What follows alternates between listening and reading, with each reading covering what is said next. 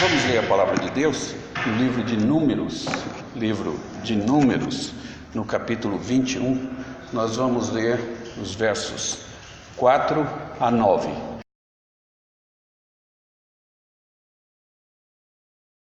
Deus assim nos ilumine na compreensão deste texto e inscreva em nosso coração a sua santa palavra. Amados irmãos, este texto, na verdade, começa em Números capítulo 14. Os versos 1 e 2, nós encontramos o povo de Deus murmurando contra Deus e contra Moisés e contra Arão por causa da circunstância em que se achavam. Eles reclamavam por falta de água, por falta de comida e pelos sofrimentos no deserto. O povo murmurando contra Deus. E o povo chegou a dizer que seria melhor se morresse no deserto ou se tivessem morrido no Egito. Quando o povo disse isso, no verso 32 do capítulo 14 de Números, Deus diz: está atendido. Querem morrer no deserto? Morrerão no deserto. E daquela geração, então somente 2 pessoas entraram na terra prometida. Foram Josué e Caleb. E aqui, nesta passagem, começa essa mortandade. E no capítulo 20 é um capítulo de grande sofrimento de Moisés. Um período difícil na liderança de Moisés. Ele começou perdendo a sua irmã, um luto em família. Miriam morreu. E a perda dessa irmã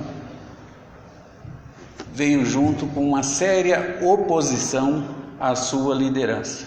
E novamente o povo reclamou e murmurou do mesmo modo que tinha reclamado e murmurado lá no capítulo 14. E também tudo isso produziu uma intensa frustração no espírito de Moisés, e ele, em um momento de descontrole, ele feriu a rocha 2 vezes, quando devia apenas ter falado à rocha. Isso ocasionou, esse descontrole emocional, ocasionou uma pena terrível. Ele não entraria, por conta disso, na terra prometida. Ele morreria ali. Ele e Arão morreriam ali no deserto. Então, em Números 20, ele experimenta um segundo luto familiar, que é a morte de Arão. Então, esse foi um período difícil. Agora, há um incentivo direto para nós na luta de Moisés, nesses problemas enfrentados por Moisés no capítulo 20 que nós lemos. E talvez você esteja pessoalmente desencorajado por causa de suas expectativas não realistas do ministério e da vida no seminário. E isso significa combater o bom combate, lutar aquela luta que o Senhor nos confiou, nos chamou para lutar. E talvez você pense que os verdadeiros heróis cristãos têm casamento ininterruptamente felizes, pessoas que os amam, que se dispõem a andar com eles em todo o tempo, que estão completamente unidos no coração e na alma com as pessoas com quem servem e a quem ministram. Mas os problemas vêm de dentro. Talvez você até se prepare para enfrentar os problemas de fora, mas quando vêm os problemas de dentro da igreja, do meio do povo de Deus, isso é muito difícil. E essa era a situação de Moisés aqui. Problemas na família, luto, isso não é fácil de enfrentar.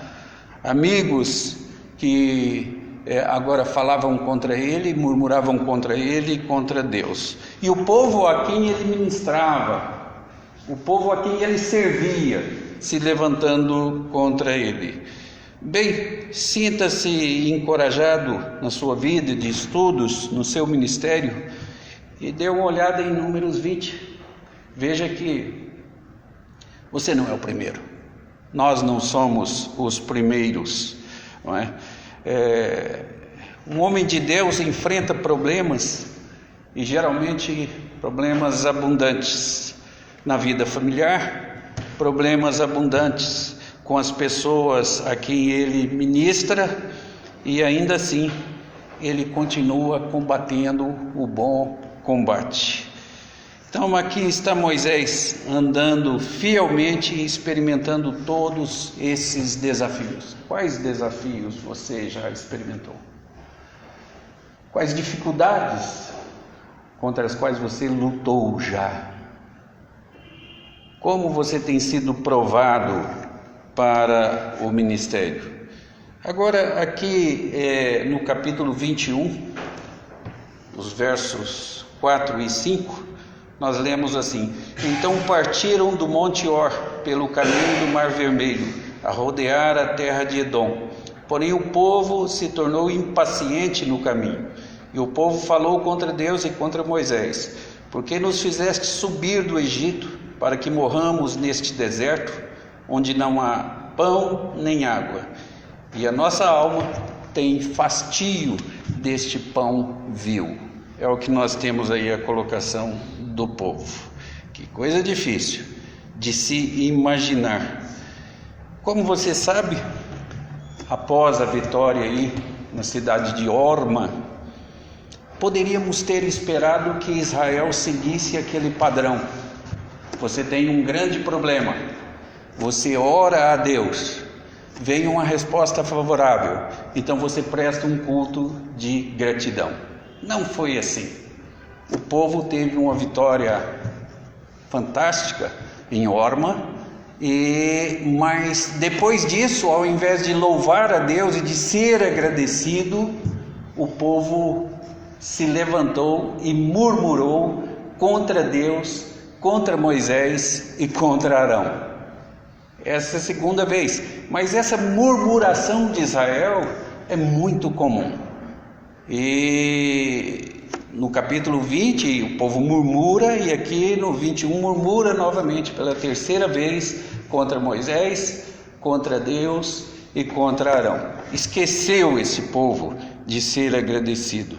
Bem, eles não descobriram o que era andar com Deus no deserto. Deserto é sempre uma figura da nossa vida na terra. A caminhada pelo deserto foi de 40 anos. É o período de uma geração. Isso é uma figura da nossa caminhada aqui na terra. Quais lutas você realmente enfrentou? Você espera que o ministério seja um período sem lutas, sem dificuldades? Que você não tenha que lutar, que todas as pessoas têm que fazer a sua vontade? Pois bem, diz aí o texto no verso 4, que partiram do Monte Or pelo caminho do Mar Vermelho, a rodear a terra de Edom.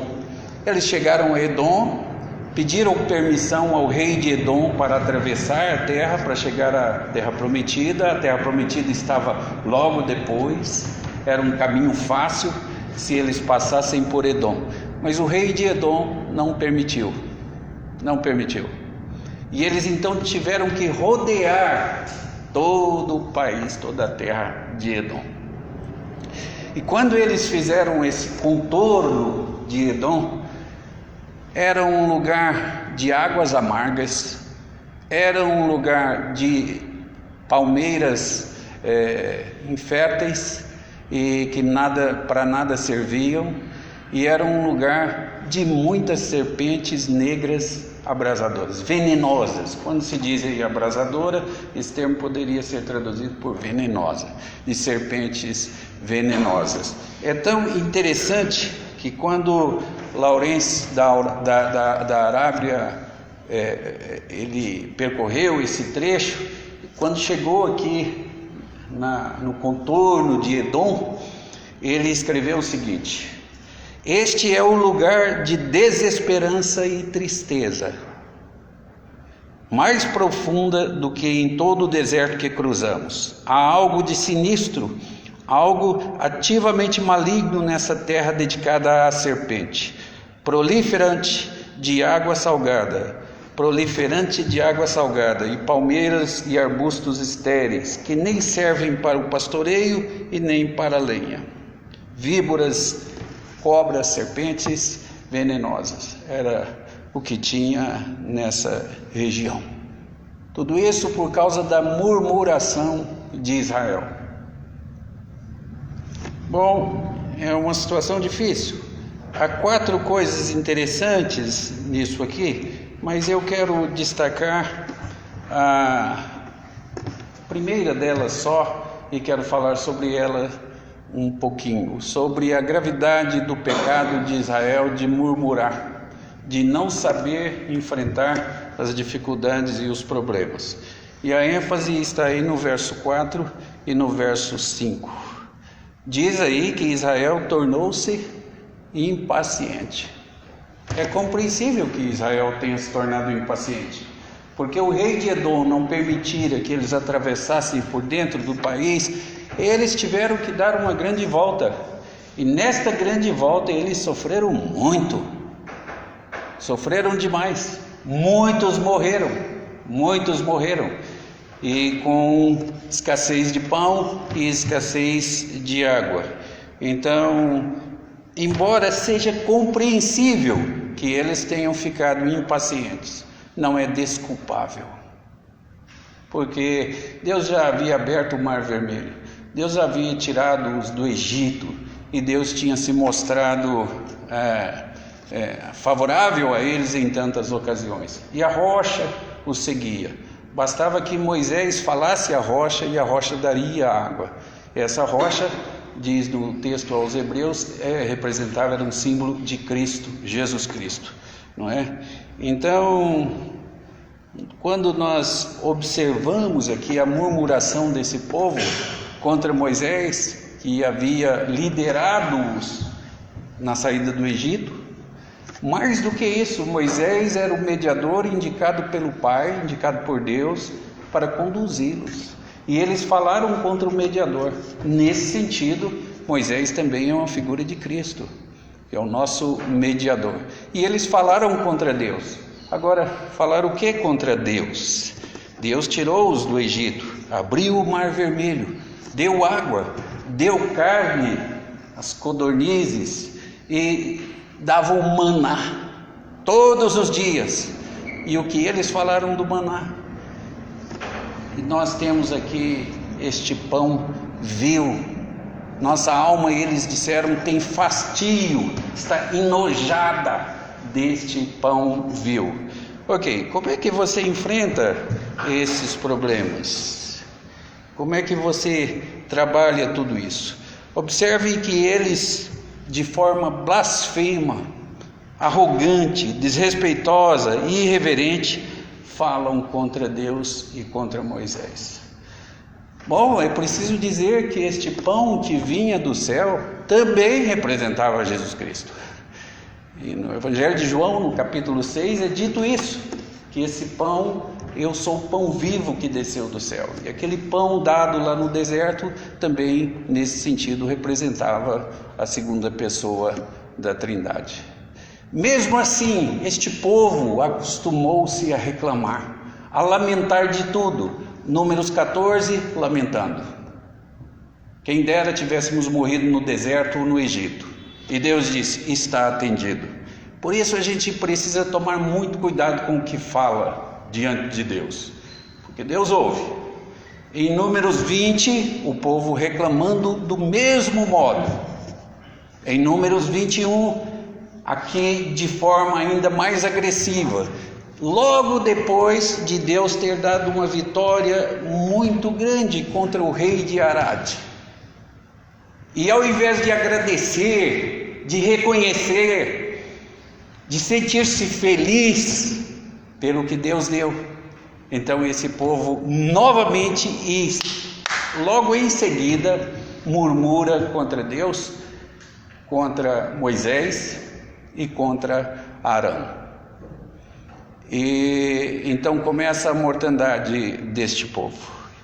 Bem, em terceiro lugar aí, especificamente, eles têm a ousadia de questionar o plano da redenção de Deus. Basicamente, eles acusam Deus de ter um péssimo plano. Eles estão reclamando pelo caminho que Deus planejou para eles. Ou seja, não é bom esse caminho. Nós teríamos caminhos melhores. Eles estão falando contra Deus e dizendo que o plano que Deus fez para tirá-los do Egito e para conduzi-los a Canaã não era um bom plano. Eles então estão falando contra Deus. Veja aí, e o povo falou contra Deus e contra Moisés: por que nos fazes subir do Egito? Por que nos fizeste subir do Egito, para que morramos neste deserto, onde não há pão nem água, e a nossa alma tem fastio deste pão vivo, deste pão vil. Então não é um bom caminho o que Deus tem planejado. Deixa eu perguntar: o caminho pelo qual Deus tem guiado você aqui no seminário, na sua vida, na sua vocação, é bom? Se é bom, você é agradecido por isso? Ou você vive reclamando, e vive lamentando, e vive carregando a sua vocação como se fosse um grande peso? Deus não é sábio o suficiente para traçar os seus caminhos? Bom, se Deus é sábio o suficiente para traçar os seus caminhos, você seria mais sábio do que Deus para traçar para você um caminho melhor do que aquele que Deus traçou? Bom, se você não é sábio o suficiente para traçar um caminho melhor, para ter um plano melhor para o seu ministério, para o seu combate na vida cristã, por que você não se alegra com o fato de estar no seminário, com o privilégio de ter o dia todo para estudar a Bíblia, com o privilégio de ter períodos separados para oração, com o privilégio da comunhão com os santos, tida aqui nesta casa, com o crescimento que Deus dá a você? Quantas vitórias Deus já deu a você aqui? Você se lembra delas ou você continua murmurando? Esse é o pecado de Israel. Bom, irmãos, em quarto lugar, eles duvidam da capacidade de Deus para prover as suas necessidades. Nós aqui não temos água, nós não temos carne, e não temos legumes e verduras. Então, quem os tirou do Egito? Quem prometeu conduzi-los? Quem levou-os até o deserto? Não foi Deus? Pois bem, a rocha os seguia. E a rocha, como diz o escritor aos Hebreus, era Jesus Cristo. E agora Deus não tem poder para suprir as nossas necessidades? Não. Tinha o maná de todo dia, tinha a água da rocha, tinha codornizes e tinha tudo mais de que o povo precisava. Mas mesmo assim, este povo não estava satisfeito. Irmãos, nós temos a tendência de não sermos agradecidos. Quando Jesus curou os leprosos, ele curou 10. Quantos voltaram? Apenas um. E não era o que se esperava que voltasse. Quantas bênçãos Deus tem derramado na nossa vida, quanta coisa boa Deus tem feito a nós. Nós somos agradecidos? Por que você acha que a Bíblia manda regozijai-vos sempre e em tudo dai graças? Todas as coisas que Deus tem feito para a sua vida e sua vida é para o seu crescimento, é para o seu bem, é para que você seja uma ferramenta útil e eficaz, efetiva no ministério. Mas você não vê isso, não é agradecido por isso, então você é Israel aqui. Você é Israel, você não é melhor que Israel. Você está questionando a soberania de Deus. Ele tirou você de lá, Ele sabe que esse é o caminho para fazer você crescer, e você está passando por isso, mas você acha que não é bom. Aí você se levanta contra as circunstâncias. não é contra as circunstâncias. Nossos problemas nunca foram contra as circunstâncias. Nossos problemas não foi com A ou com B ou com C, não foram. Nossos problemas não foram com essas pessoas. Nosso problema é sempre com Deus. É sempre com Deus. Olha para a sua vida, tira lições dela e então realinhe-se na presença de Deus. Bem, em quinto lugar, eles falam mal, com ingratidão, da provisão de Deus para eles no deserto. Nossa alma tem fastio deste pão vil, ou seja, estamos enojados deste pão insuportável.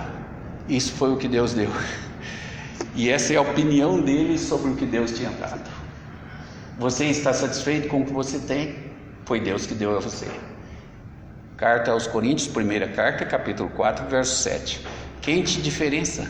E que tens tu que não tenhas recebido?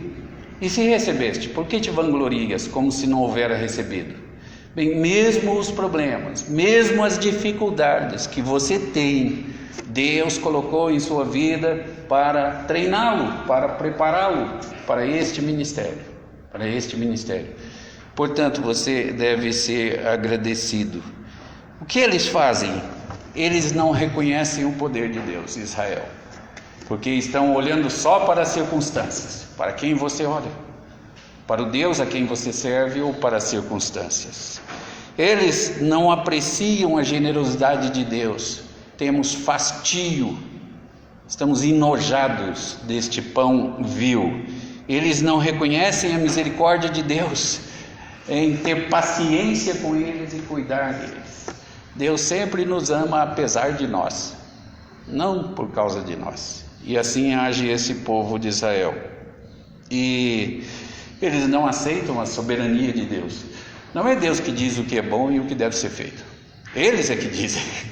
É isso que eles querem. Que coisa horrível. Pois bem, irmãos, além disso, eles não confiam na palavra de Deus que haveria de conduzi-los. Mas isso aqui não é só Israel, somos nós.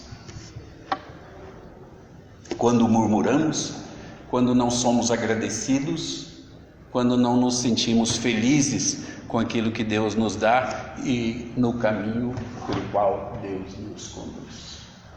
Por causa disso vieram as serpentes abrasadoras. Outra hora falaremos das serpentes.